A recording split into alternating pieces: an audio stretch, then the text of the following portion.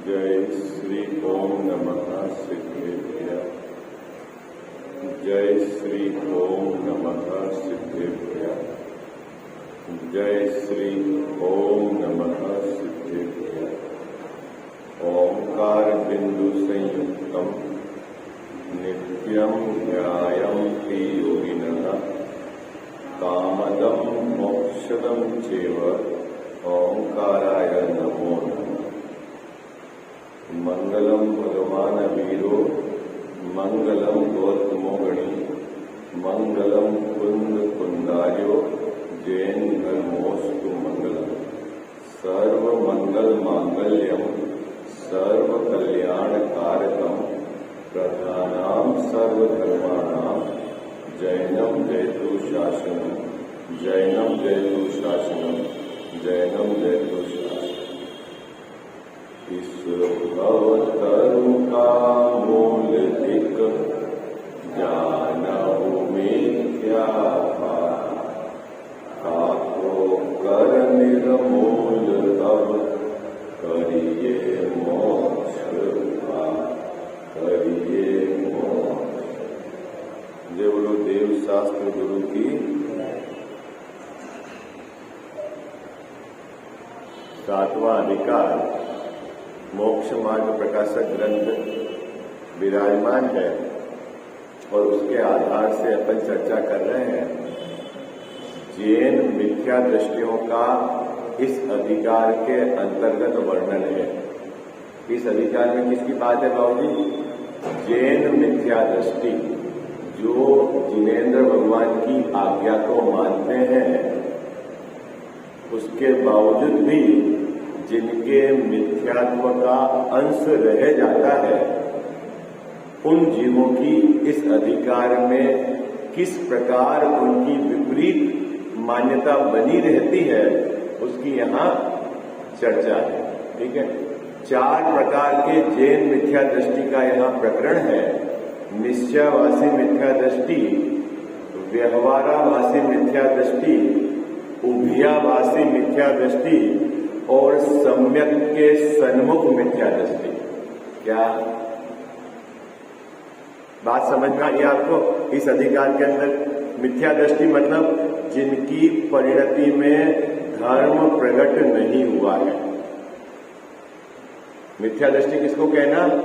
जिनकी परिणति में धर्म प्रकट नहीं हुआ है, ऐसे जैन मतलब जिनेन्द्र भगवान की जो आज्ञा को मानते हैं, उसके बावजूद भी जिनके धर्म प्रकट नहीं हुआ है, उनके किस प्रकार का विपरीत श्रद्धान रहता है।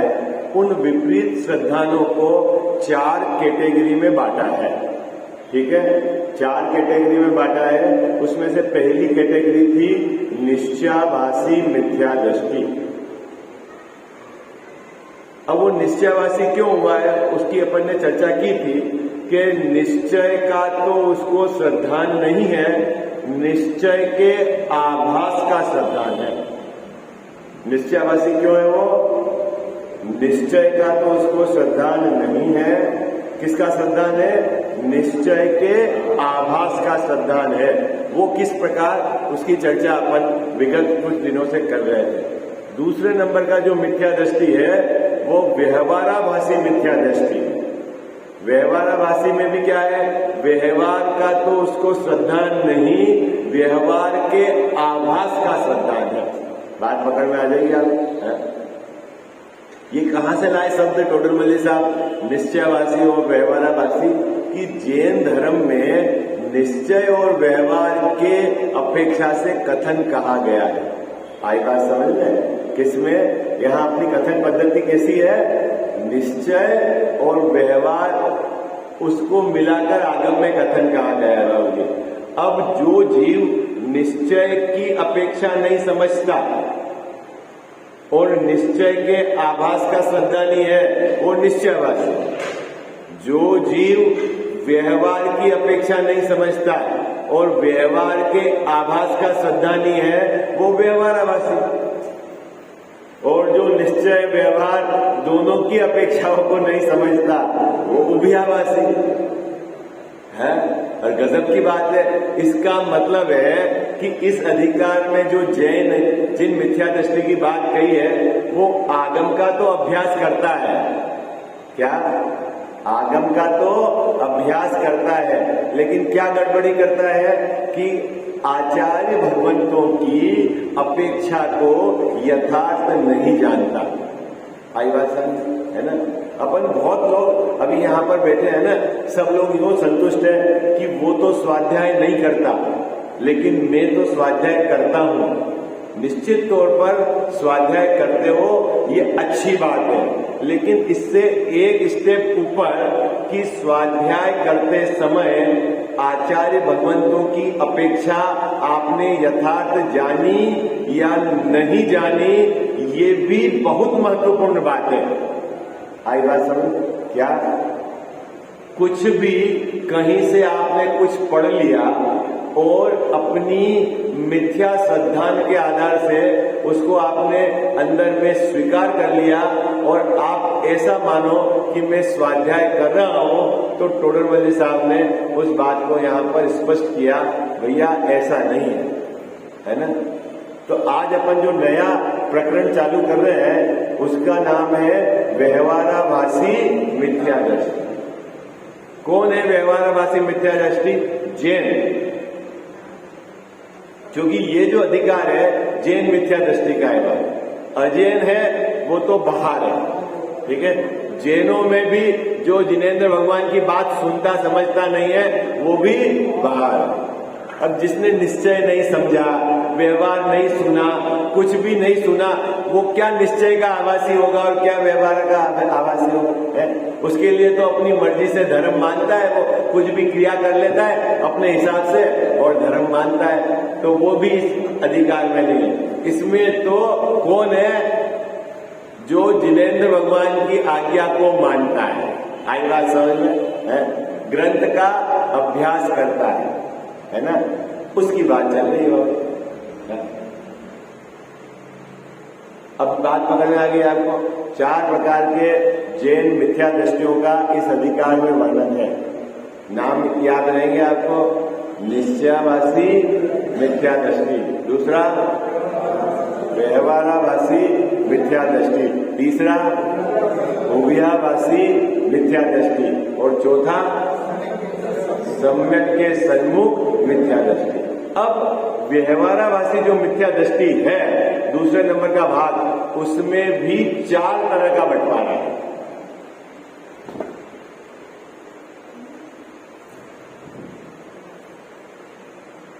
पहले 4 बंटवारे तो जैन मिथ्या दृष्टि के हो गए, आपको याद रहेंगे ना? किसके? जैन मिथ्या दृष्टि के। क्या है? निश्चयाभासी मिथ्या दृष्टि, व्यवहाराभासी मिथ्या दृष्टि, उभयाभासी मिथ्या दृष्टि, सम्यक के सन्मुख मिथ्या दृष्टि। ये तो चारों मिथ्या दृष्टि। अब दूसरे नंबर का मिथ्या दृष्टि है, वो है व्यवहाराभासी मिथ्या दृष्टि।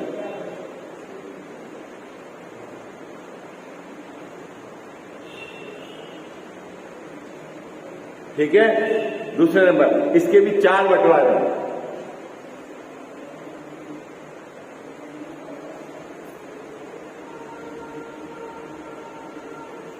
किसके बंटवारे 4 हैं?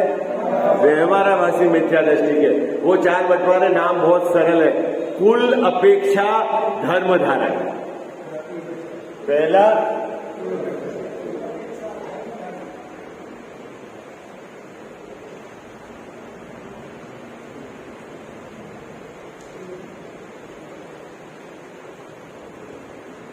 याद रहेगा, पहला कुल, जैन कुल में जन्म लिया, कुल उसके अपेक्षा धर्म धारक, जो कुल की परंपरा चल रही है। बस मेरे पिताजी ऐसा करते थे, मेरे दादाजी ऐसा करते थे, 100 साल से हम ऐसा कर रहे हैं। अरे भाई अच्छी बात है अभी पिताजी तो गरीब थे और तू पैसे वाला हो गया, तब याद नहीं रखता है कि पिताजी तो धोती पहनते थे और मैं पैंट पहन रहा हूं, है? लेकिन धर्म के क्षेत्र में क्या करते हैं बाबूजी? क्या फार्मूला लाता है? 100 बरस से तो हम यहाँ पे आरती कर रहे हैं, हमारे दादाजी भी करते थे, है? तो क्या वो गलत थे? क्या बाबूजी? उससे पूछे भाई दादाजी तो तेरे टोपी पहनते थे, तू अपने टोपी क्यों उड़ा दी तेने? है वो नहीं। तो अभी उसकी भी चर्चा, वो पहले नंबर का व्यवहाराभासी, अभी अपन इसकी विस्तार में चर्चा करेंगे। दूसरे नंबर का क्या है बाबूजी? आज्ञा रहित, सॉरी परीक्षा रहित आज्ञानुसारी। ठीक है, दूसरे नंबर का क्या है? परीक्षा रहित आज्ञानुसार।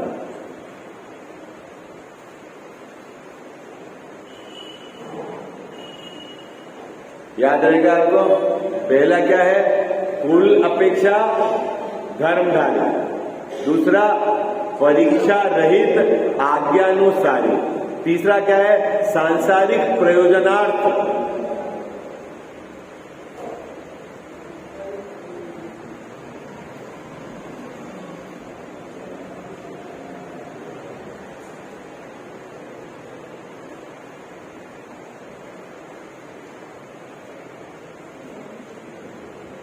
तीसरा क्या है बाबूजी? सांसारिक प्रयोजनार्थ धर्मधारी व्यवहाराभासी मिथ्या दृष्टि। आइए फिर से बोलो, चार नाम। पहला क्या है? कुल अपेक्षा धर्मधारी, बहुत सुंदर। दूसरा, हाँ जी, दूसरा क्या? परीक्षा रहित आज्ञानुसारी। ठीक है, परीक्षा रहित आज्ञानुसारी। तीसरा क्या है? सांसारिक प्रयोजनार्थ धर्मधारी। और चौथा धर्म बुद्धि से धर्मधारी।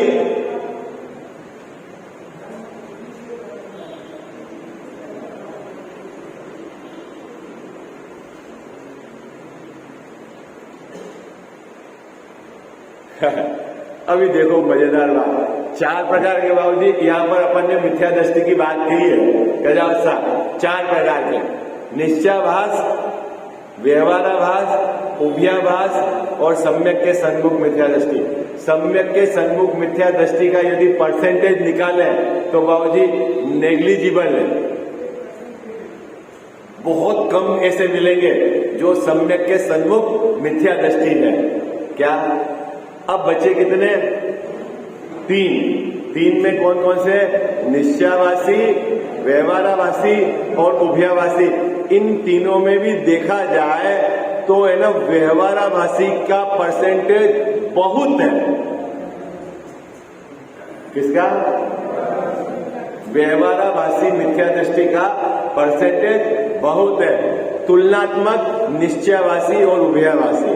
ठीक है, अब इसलिए अपने को गहराई से यहां टोडरमल साहब ने जो बात कही है उसका विचार करके अंतरंग में अपने श्रद्धान को टटोलना है। क्या करना है अपने को? यहां जो टोडरमल साहब ने बात कही है, अनेक आचार्यों के ग्रंथों का गहराई से अभ्यास करके जगत के जीवों के सामने सरलता से क्या गड़बड़ी रह जाती है इस जीव की। जैन धर्म में जन्म लेने के पश्चात भी, धार्मिक सभी क्रियाएं करने के पश्चात भी वह उसकी परिणति में धर्म क्यों प्रकट नहीं हो पाता, इसका गहराई से उन्होंने चिंतन करके यहाँ आपके सामने बिंदु प्रस्तुत किए हैं। आई बात समझ में? ये तो अपना महाभाग्य है कि हमारे पास सीधी कुंजी है बाबूजी, नहीं तो आप आचार्य भगवंतों के अनुयोगों को पढ़कर इस प्रकार की बात निकाल पाओगे कि ये गड़बड़ी है, बहुत मुश्किल है। आई बात समझ में? है ना? क्या? इसीलिए अब अपने को तो बिल्कुल समय भी थोड़ा है अपने पास। खजावसा समय ज्यादा नहीं है अपने पास, समय है टूका, थोड़ा है, और उसमें प्रयोजनभूत बात अपने को पकड़नी है और पकड़कर अपना काम करके जाना है, तब तो हमारे मनुष्य भव की सार्थकता है।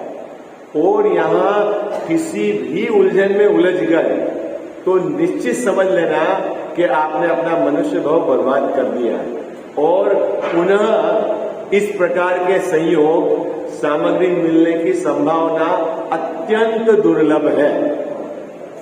आचार्य भगवंतों ने इस बात को, दुर्लभता को बताने के लिए ऐसा कहा है कि समुद्र में एक बार यदि मोती डाल दो वह तो मिल जाना सरल है, लेकिन मनुष्य पर्याय पुनः मिल जाना, उसमें भी आयु पूरी मिल जाना, जैन कुल मिल जाना, शरीर निरोग मिल जाना, आजीविका के योग्य साधन मिल जाना और जिनेंद्र भगवान की वाणी सुनने मिल जाना, ये अवसर उत्तरोत्तर दुर्लभ है।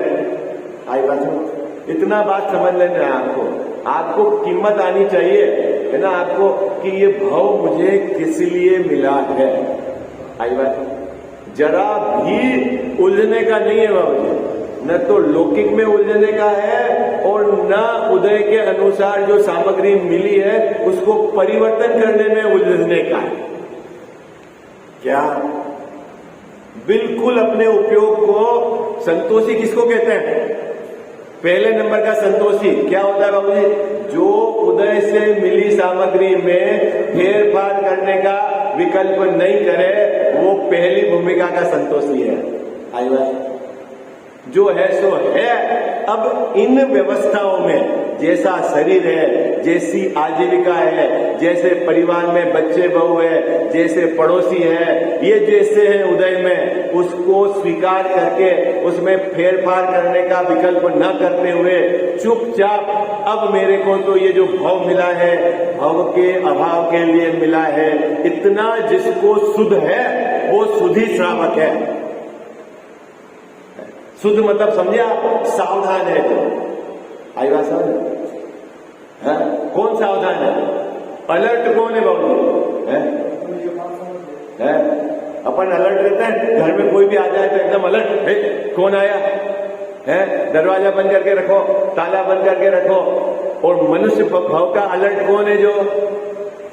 जो बिना प्रयोजन लौकिक कार्यों में नहीं उलझे, जो अपनी उदय में मिली हुई सामग्री को फेरफार करने में नहीं उलझे, जो उदय जनित सामग्री है मिली है उसमें संतोष रखकर उसके बिल्कुल निश्चय है, उसके चित्त में बिल्कुल बात बैठी हुई है कि ये भाव मुझे अनंत भाव के अभाव करने के लिए मिला है। जो इस प्रकार की सावधानी पूर्वक अपना जीवन व्यतीत करते हुए ज्ञानी भगवंतों के द्वारा, ज्ञानी गुरुओं के द्वारा, भगवंतों के द्वारा जो बात कही गई उसका वो विचार करके, अंतरंग में निर्णय करके, बारंबार विचार करके अपने में सुधार करने का जो पुरुषार्थ करता है वो शुद्धि है। आई बात समझ रहा है? बात पकड़ में आ गई आपको? किसी से आपको सर्टिफिकेट लेने की जरूरत नहीं है। आई बात समझ? आप अपने अंतरंग को टटोलना, आपकी ताकत कहां लग रही है, आपको ये भान रहता है 24 घंटे कि मेरे को ये भाव मिला है, अत्यंत दुर्लभ है। बोलो, ये भान रहता है कि नहीं कि लौकिक की सामग्री को जोड़ने तोड़ने का ही 24 घंटे विचार चलता है? बोलो, अगर उस जाति का विचार चलता है तो उन परिणामों के आधार से आप अपनी मार्कशीट देख सकते हो कि अभी तेरे को अनंत भव संसार में रखना है। किसी की सर्टिफिकेट की जरूरत नहीं है आपको। तेरे स्वयं के परिणाम, तेरे स्वयं की रुचि, तेरा किधर का जोर चलता है, उससे तू खुद अपनी मार्कशीट चेक कर लेना कि अभी तेरे को संसार का रस है? अब तो बिल्कुल, अगर परिवार की सब जिम्मेदारी से निवृत्त हो गए तो आप तो बस मैं मर ही गया हूं। कहां से मर गया बाबूजी? बाहर से। कोई लेना देना नहीं, कौन आया कौन गया, किसने क्या दिया क्या कहा, मेरे लिए तो एक ही काम है, क्या? ये मनुष्य भाव मेरे को सार्थक करना। इतनी तैयारी होनी चाहिए। एक साधारण आईआईटी की परीक्षा देने वाला विद्यार्थी भी कैसे बिल्कुल संसार से कटकर तैयारी करता है, और आपको मोक्ष मार्ग में जाना है और उसके लिए आपकी तैयारी कैसी है? बोलो। अरे भाई, कुछ बात समझ में आ रही है कि नहीं आ रही है? कठिन तो नहीं लग रही है? तो आज अपन जो प्रकरण स्टार्ट करेंगे वो व्यवहाराभासी मिथ्या दृष्टि का प्रकरण है। क्या? 4 प्रकार के मिथ्या दृष्टि जिसकी चर्चा हुई है इस 7वें अधिकार में। नाम याद रहेंगे आपको? निश्चयाभासी मिथ्या दृष्टि, व्यवहाराभासी मिथ्या दृष्टि, उभयाभासी मिथ्या दृष्टि और सम्यक के सन्मुख मिथ्या दृष्टि। ये तो 4 मिथ्या दृष्टि, ये चारों जैन मिथ्या दृष्टि है। क्या चारों पर कौन है ऋषभ जी भाई साहब? जैन मिथ्या दृष्टि है। अजैन और अन्य उनको तो बाहर रख दिया। जो जिनेंद्र भगवान की आज्ञा को मानते हैं, ग्रंथों का अभ्यास करते हैं, उन जीव के श्रद्धान में किस प्रकार विपरीतता रह जाती है उसकी चर्चा।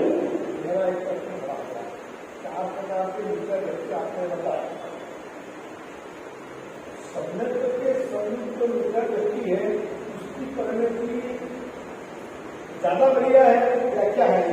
वो तो अपना आएगा ना क्रम में। अब सम्यक के सन्मुख मिथ्या दृष्टि जो है वह उसको अभी सम्यक प्राप्त नहीं हुआ है, लेकिन उसकी जो एक्टिविटी है अभी वर्तमान की एक्टिविटी वह यह बतलाती है कि यह अल्पकाल में सम्यक दर्शन को प्राप्त कर लेगी।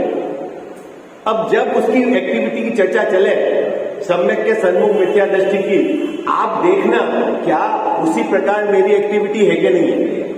यदि मेरी एक्टिविटी उस प्रकार की नहीं है तो अभी मेरे अभी सम्यक तो बहुत दूर है। उसकी भी चर्चा करेंगे, आई बात सब, उसकी भी अपन चर्चा करेंगे क्रम में। लेकिन सबसे ज्यादा जो बड़ा गाला है वो इस व्यवहाराभासी मिथ्या दृष्टि का, ठीक है।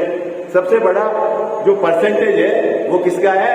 व्यवहाराभासी मिथ्या दृष्टि का। व्यवहाराभासी मिथ्या दृष्टि के भी 4 भेद है, ठीक है। नाम बोलो आप। कुल अपेक्षा धर्म धारक व्यवहाराभासी मिथ्या दृष्टि, ठीक है। ग्रंथ में भी है, यहां भी लिखा हुआ है। दूसरे नंबर का क्या है? परीक्षा रहित आज्ञानुसारी आज्ञानुसारी धर्मधारक व्यवहाराभासी मिथ्या दृष्टि, ओके। तीसरा नंबर सांसारिक प्रयोजनार्थ धर्मधारी व्यवहाराभासी मिथ्या दृष्टि। और चौथा क्या है? धर्म बुद्धि धर्मधारी व्यवहाराभासी मिथ्या, ठीक है। अब व्यवहाराभासी मिथ्या दृष्टि किसको कहते हैं उसकी यहाँ पर टोडरमल साहब ने चर्चा करी है। फिर 4 तरह का विभाजन करके किस प्रकार विपरीत श्रद्धा होता है उसकी चर्चा निकालिए। Page number 226।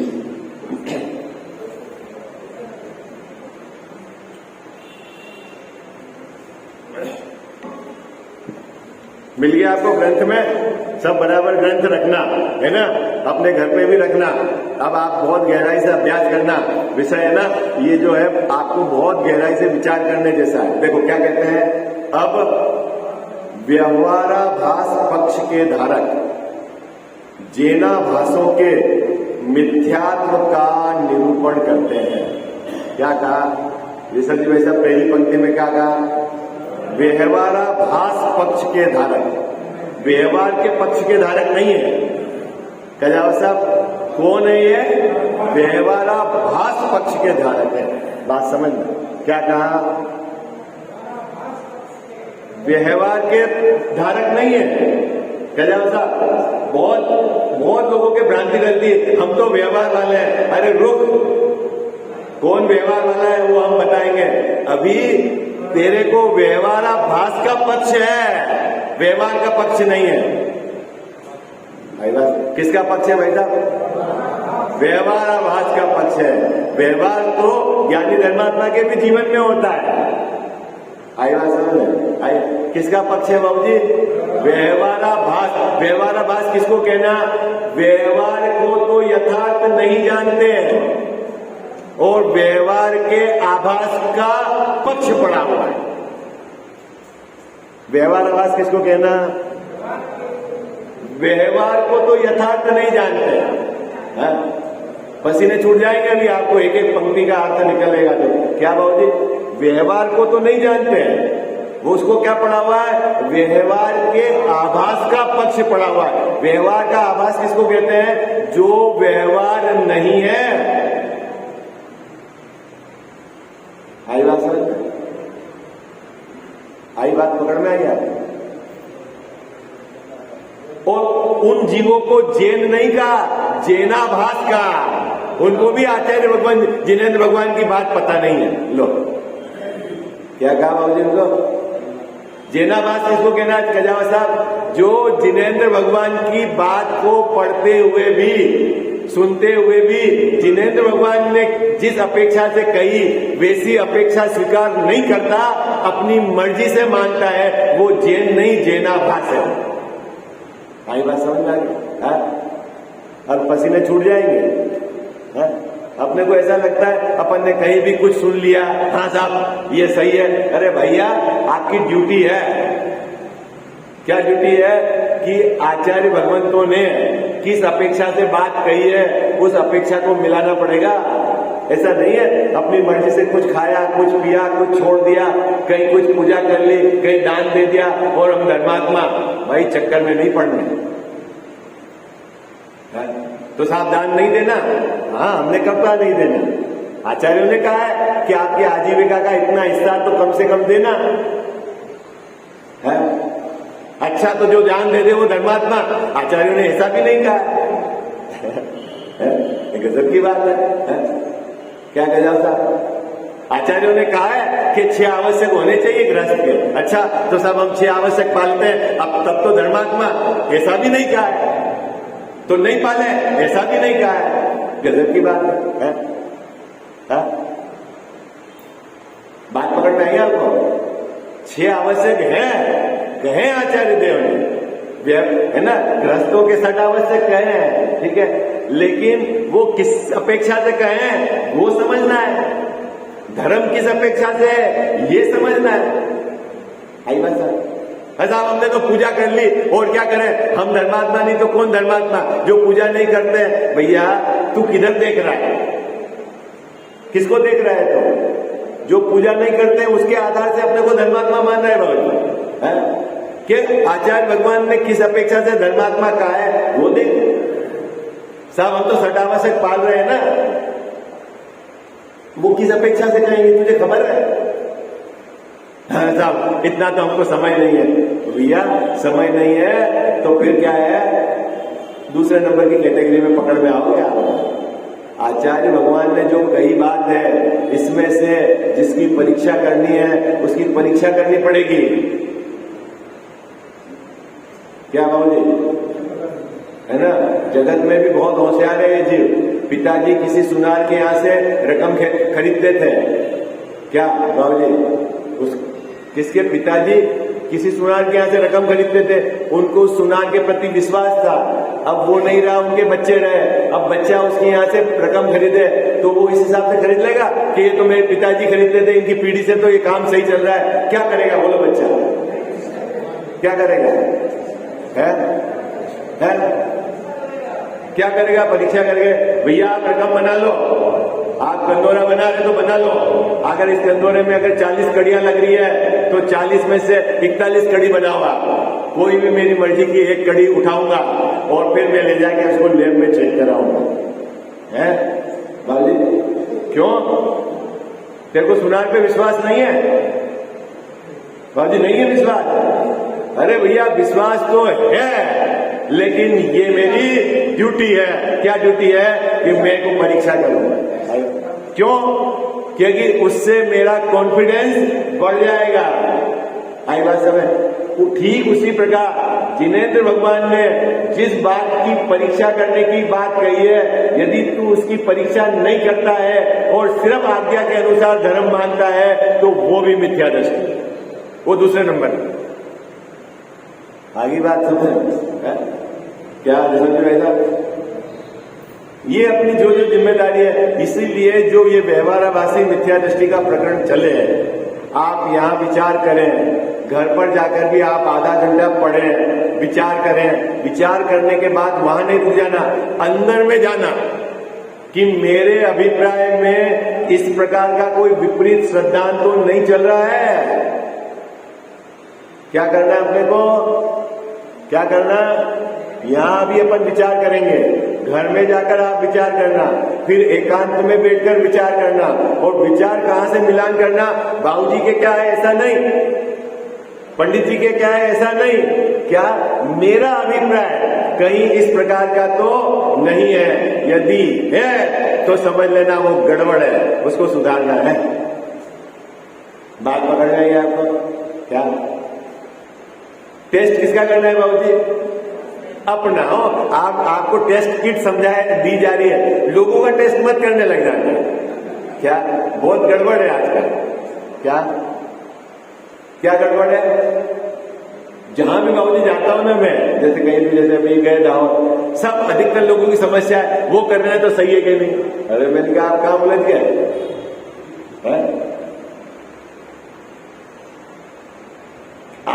आपको उसका टेस्ट करने की कहां जरूरत है? वो गलत होगा तो वो गलत रास्ते पे है, वो भटकेगा। टेस्ट तो अपने अभिप्राय का करना है, अपने श्रद्धा में विपरीतता का करना है, उसकी तो ताकत नहीं लगाता। तो अपने यहां पे जो सभा में है आप लोग सावधान होना। क्या सावधान? टेस्ट किसका करना है बाबूजी? अपने स्वयं में अंदर में जाकर विचार करना, क्या यहां जो बात कही जा रही है इसी प्रकार का मेरा जोर तो नहीं है? यदि मेरा जोर इसी प्रकार का है तो मैं इस कैटेगरी का मिथ्या दृष्टि हूं, और इस कैटेगरी के मिथ्या दृष्टि को मिटाने के लिए मुझे यहां जिस तरह से यथार्थ बात कही जा रही है उसका बारंबार विचार करके निर्णय लेना है। इतना काम अपने को करना। ठीक है, आ जाओ मुख्य बात, अगला पैराग्राफ। जिनागम में जहां व्यवहार की मुख्यता से उपदेश है उसे मानकर बाह्य साधन आदि का ही श्रद्धान करते हैं। क्या व्यवहारवासी मिथ्या दृष्टि किसको कहा? जैसा जो ऐसा पहले टोटमली साहब ने कहा कि जिनागम में व्यवहार की मुख्यता से उपदेश है। अब आप आ जाओ जिनागम में। जिनागम में जो कथन पद्धति है वो निश्चय व्यवहार वाली कथन पद्धति है। क्या बात पकड़ में आई? क्या जिनागम में बाबूजी पद्धति कैसी है? निश्चय व्यवहार वाली पद्धति है, और उसमें से भी 95% कथन व्यवहार के हैं और 5%, ये भी मैं अपनी तरफ से बोल रहा हूं, मतलब अधिकतर कथन तो व्यवहार के हैं और उसमें से बहुत कम परसेंटेज के कथन निश्चय के हैं। बात पकड़ में आ गई आपको? क्या फिर से क्या बात हुई अपनी? जिनागम में कथन पद्धति क्या है बाबूजी? निश्चय व्यवहार वाली कथन पद्धति है। ठीक है, निश्चय व्यवहार वाली कथन पद्धति में कहीं निश्चय की मुख्यता से कथन है, कहीं व्यवहार की मुख्यता से कथन है। टोटल कथनों का अपन अगर एनालिसिस करें तो अधिकतर कथन व्यवहार की मुख्यता से कहे गए हैं, और कहीं कहीं विशेष अध्यात्म ग्रंथों में निश्चय की मुख्यता से भी कथन कहे गए हैं। अब एक बात और समझना, पहले व्यवहार होगा फिर निश्चय होगा, पहले निश्चय होगा फिर व्यवहार होगा, इस प्रकार की यदि आपकी धारणा है तो वह झूठी है। दोनों एक साथ होंगे। क्या होगा? क्या होगा बाबूजी? दोनों कैसे होंगे गजाव साहब? एक साथ होंगे, क्योंकि जगत में एक बात ये भी चलती है, पहले तो व्यवहार धर्म कर ले फिर निश्चय धर्म करेंगे, हैं? और एक ऐसा बोलता है निश्चय धर्म कर देंगे व्यवहार तो ऑटोमेटिक हो जाएगा, हैं? तो आप बराबर बैलेंस समझना। क्यों? क्योंकि एक तरफ जो खिंच गया, जिसने निश्चय को पकड़ के वो खिंच गया तो वो निश्चयवासी हो गया, जो व्यवहार को पकड़कर खिंच गया वो व्यवहारवासी हो गया। दोनों के समन्वय को नहीं समझा, ये भी सही है ये भी सही है, वो उभयवासी हो गए। निश्चय से भी धर्म है, व्यवहार से भी धर्म है। बात तो अपने को पहले बराबर कथन की अपेक्षा समझनी, आई बात समझ में? ठीक है, और वहां जो आचार्य भगवान ने कहा है उनने किस उद्देश्य से किस अपेक्षा से कहा ये समझ में आई बात समझ में? व्यवहार नय की मुख्यता से किए गए कथन आचार्य देव कहते हैं ये अभूतार्थ है, और तू अभूतार्थ का आश्रय कर लेगा तो तेरे धर्म प्रकट नहीं होगा। तो महाराज फिर कथन कहे क्यों आपने? प्रश्न तो यही होगा ना ऋषभ जी वैसा, कि जब आप कह रहे हो कि व्यवहार से जो भी बात कही जा रही है वो झूठी है, तो आपने कहे क्यों? आप सीधी निश्चय की बात करते ताकि इतना कंफ्यूजन नहीं होता। नहीं बाबू जी, क्या एक प्रश्न खड़ा होगा ना आपके चित्त में, क्या कि व्यवहार के बात कही क्यों आचार्यों ने?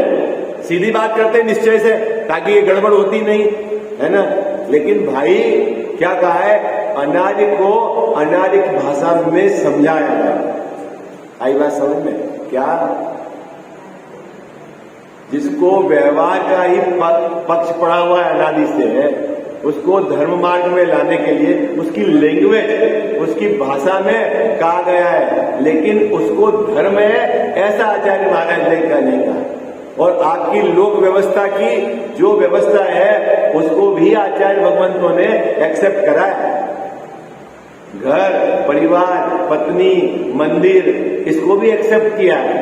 उसको भी कि भाई लोक व्यवस्था में आपसे पूछेंगे कि आपकी उम्र कितनी है, तो आपको बाबूजी बताना पड़ेगा डॉक्टर को जाके, जब डॉक्टर को दिखाने जाओगे 70 साल है। आप 70 साल के तो नहीं हो ना, निश्चय से तो 70 साल के नहीं हो ना। कितने हो निश्चय से? तो कितने हो? अनादि अनंत। लेकिन जब डॉक्टर को बताओगे तो क्या बोलोगे?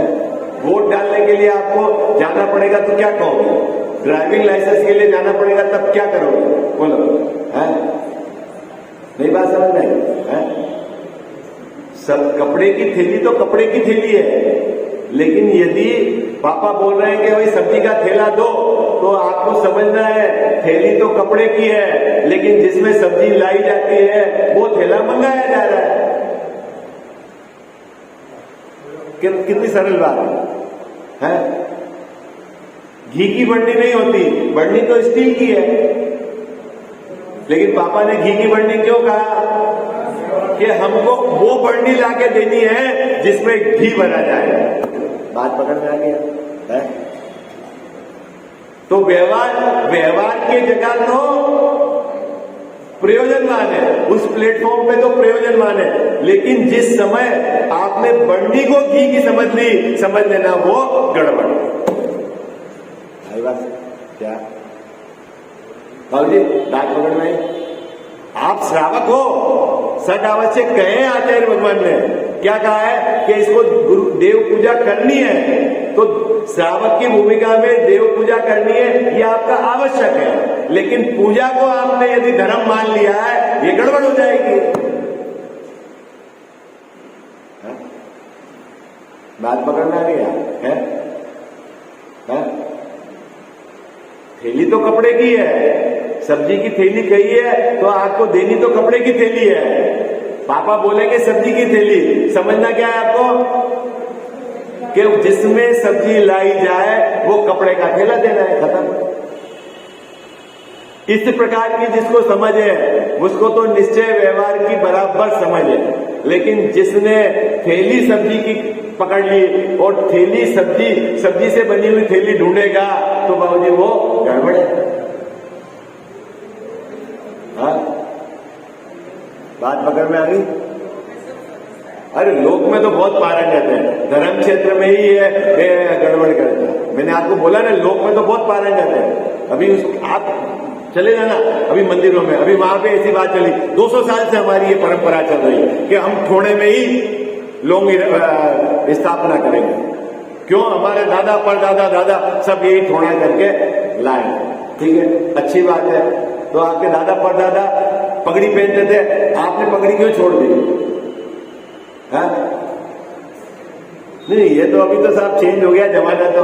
अच्छा, और वहां क्या चल रही बाबू? चल रहे हो? हाँ? ज्यादा समझाने जाओगे तो आप तो हमारी परंपरा को उड़ाना चाहते हो। चलो हटो। है? क्या करें? धर्म क्षेत्र में बहुत गड़बड़ है, बहुत गड़बड़। मेरे पिताजी इस तरह से अभिषेक करते आ रहे थे, है, और आप अब कह रहे हो कि इतना पानी नहीं डोलना प्रतिमा पर, है? तो क्या वो सब पागल थे? अब उनको क्या कहना बाबा जी, बोलो। अब वो ही नहीं, अब उनका क्या सर्टिफिकेट? अभी हम ये बता रहे हैं भाई, पाषाण की प्रतिमा का प्रक्षालन करना है, उसका उद्देश्य प्रक्षालन है। गीले कपड़े से आपने प्रतिमा को खोल दिया है। अब उनसे पूछो कि तुम्हारे बाप दादा तो शांति धारा नहीं करते थे, ये तुम नई शांति धारा की बीमारी कहां से लाए? वो तो रहने दो, मतलब इसके जो जजे वो ये करेगा। क्या करेगा बाबू जी?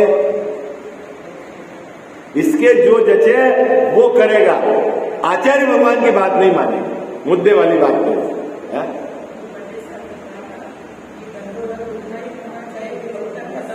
हाँ, बाकी क्या लगे? पता नहीं क्या बीमारी चल रही भाई। प्रक्षालन है बाबू जी, प्रक्षालन समझे आप? अनंत भगवान का अभिषेक कब होता है? अनंत बनने पर होता है, तो बाल तीर्थंकर का अभिषेक होता है। अनंत बनने के बाद तो समोसरण है, वो वहां पर 3 कटनी के ऊपर, कमल के ऊपर भगवान विराजमान होते हैं, दूसरी कटनी तक देव जाते हैं, उसके ऊपर तो किसी की ताकत नहीं है जाने की। आई बात समझ में? भगवान को छूना और अभिषेक तो जाने तो दूर की बात।